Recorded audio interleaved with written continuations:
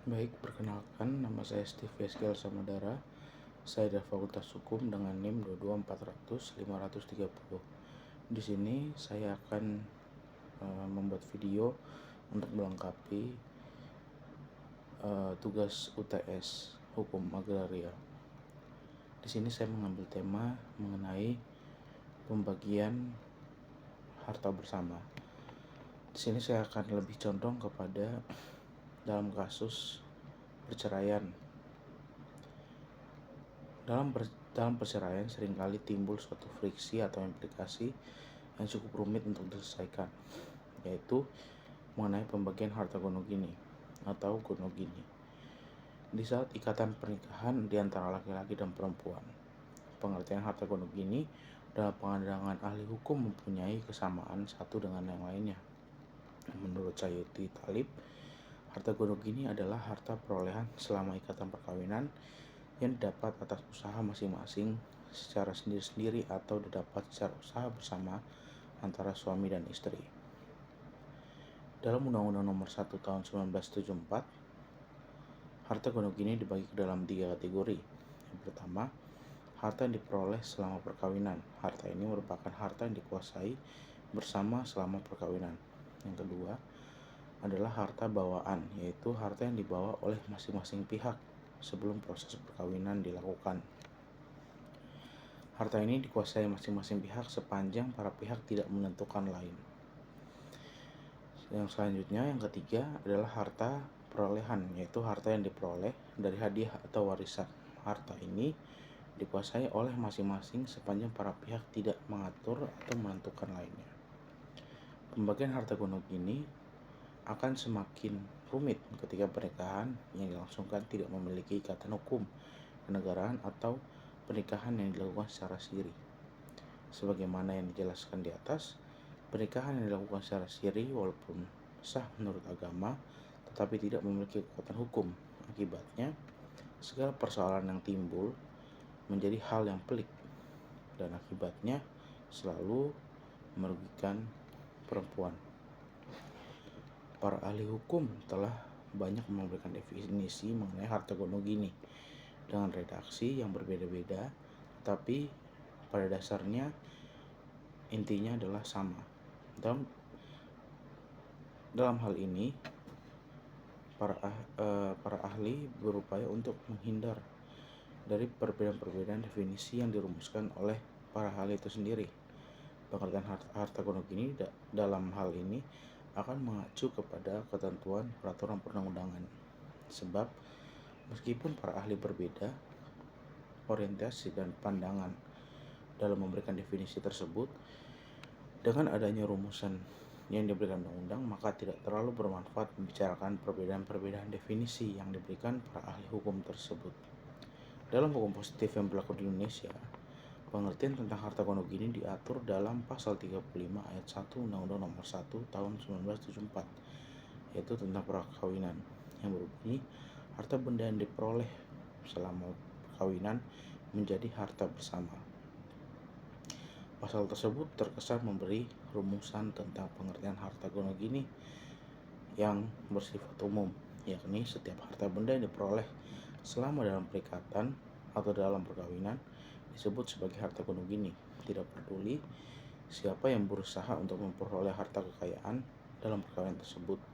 Dengan demikian, undang-undang tersebut menghendaki bahwa setiap harta yang diperoleh selama dalam ikatan perkawinan tanpa melihat kontribusi siapa yang berusaha, apakah suami seorang diri sementara istri tinggal di rumah mengurus anak dan mengatur rumah, atau istri saja yang berusaha sementara hidup suami hanya berleha-leha, atau kedua suami istri aktif mencari nafkah. Kemudian, semua penghasilan dari usaha tersebut selama diperoleh dalam ikatan perkawinan menjadi harta gonogini. Selanjutnya adalah tentang kedudukan harta gonogini dalam perkawinan.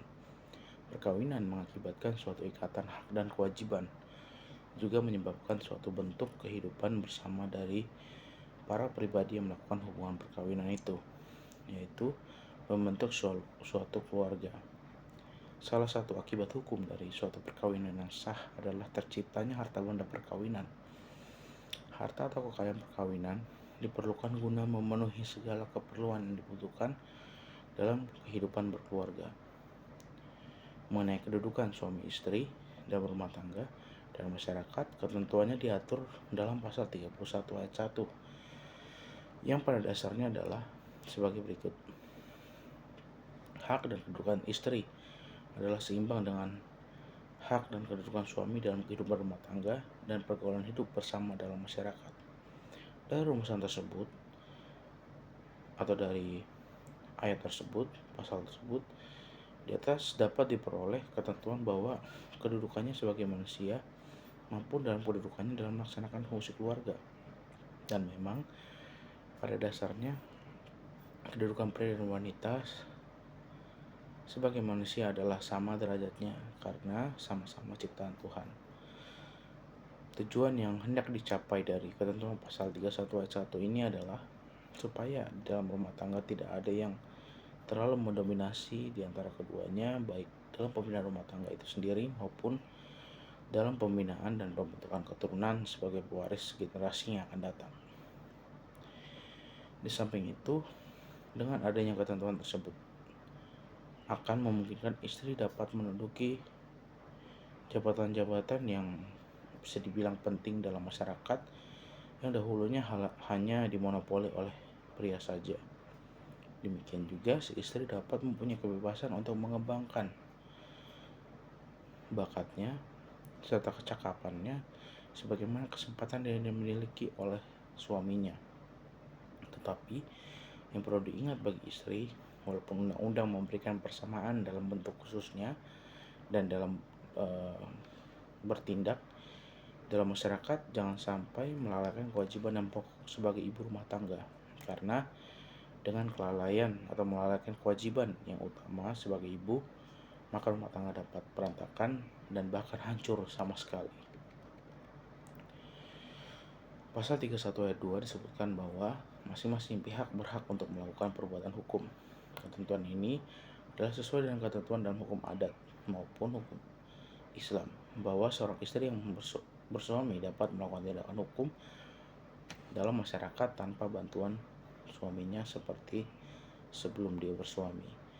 Jadi, menurut ketentuan ini, seorang istri telah dapat dengan bebas melakukan tindakan-tindakan hukum yang bersangkutan dengan kegiatan ekonomi dan bisnis tanpa perlu mendapat izin dan bantuan dari suaminya.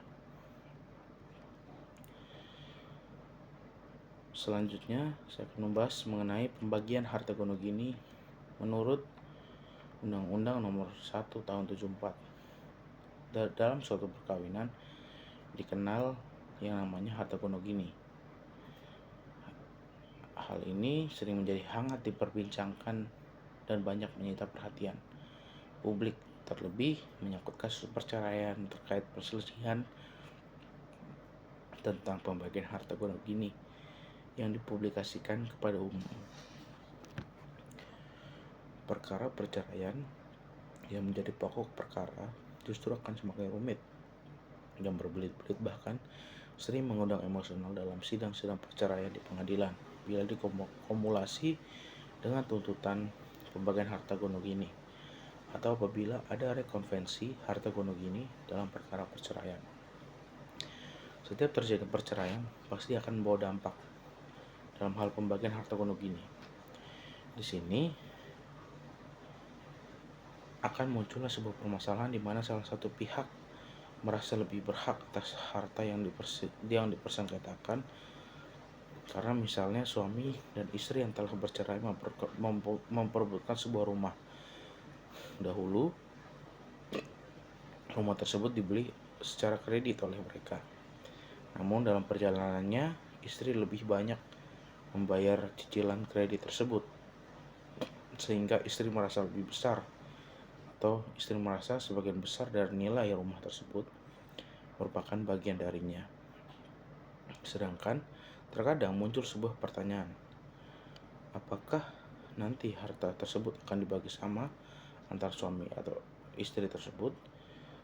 Jika itu terjadi, maka istri akan merasa tidak adil, karena kenyataannya yang banyak andil dalam harta tersebut lebih besar dari suaminya. Atau sebaliknya, suami yang bekerja siang malam mencari nafkah, sementara sang istri hanya tinggal di rumah mengurus anak dan mengurus rumah. Dari hasil usaha suami, mereka telah membeli rumah atau berbagai macam aset seperti tanah dan sebagainya. Dalam permasalahan tersebut, jika terjadi perceraian di antara mereka, apakah istri akan mendapatkan bagian yang sama dari harta yang diperoleh dari istri pai suami itu? Menurut Anshari, ketentuan tentang harta gonogini jelas sudah diatur dalam hukum positif yang berlaku di Indonesia, bahwa harta yang boleh dibagi secara bersama bagi pasangan suami istri yang bercerai hanya terbatas pada harta yang diperoleh selama ikatan perkawinan.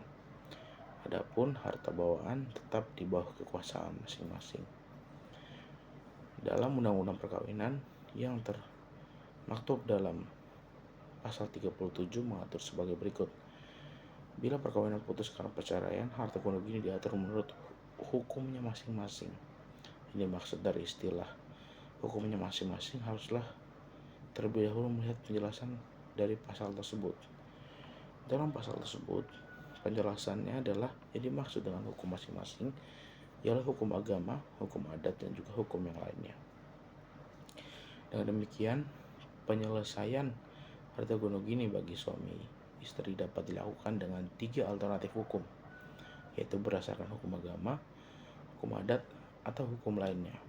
Bagi orang yang beragama Islam, begitu pula bagi masyarakat yang berpegang teguh secara ketat kepada adat, sepanjang ia beragama Islam, maka jika terjadi sengketa pembagian harta gonogini akan diselesaikan berdasarkan hukum Islam.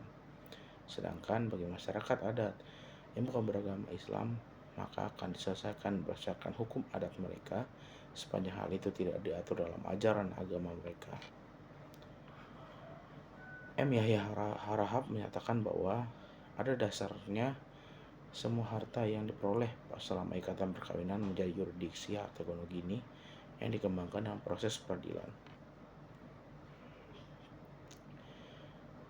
Yang dimaksud yurisdiksi harta gonogini adalah sebagai berikut, yaitu harta yang dibeli selama ikatan perkawinan berlangsung, harta yang dibeli dan dibangun pasca perceraian yang dibiayai dari harta gonogini. Yang ketiga, harta yang dapat dibuktikan diperoleh selama dalam perkawinan. Yang keempat, penghasilan harta gonogini dan harta bawaan.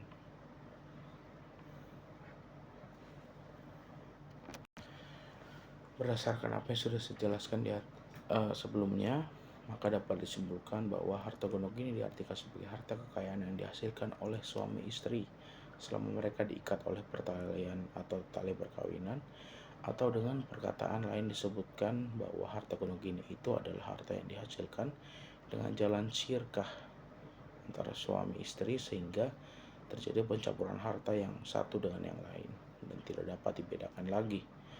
Dasar hukumnya adalah Al-Quran Surat An-Nisa ayat 32, di mana dikemukakan bahwa bagi semua laki-laki ada bagian dari apa yang mereka usahakan, dan semua wanita ada bagian dari apa yang mereka usahakan.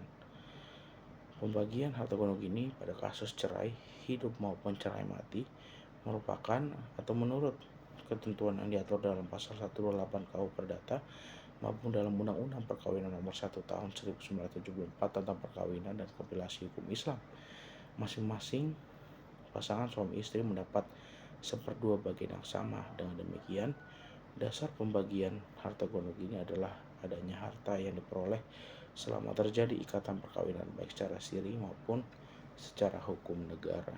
Sekian penjelasan dari saya. Terima kasih.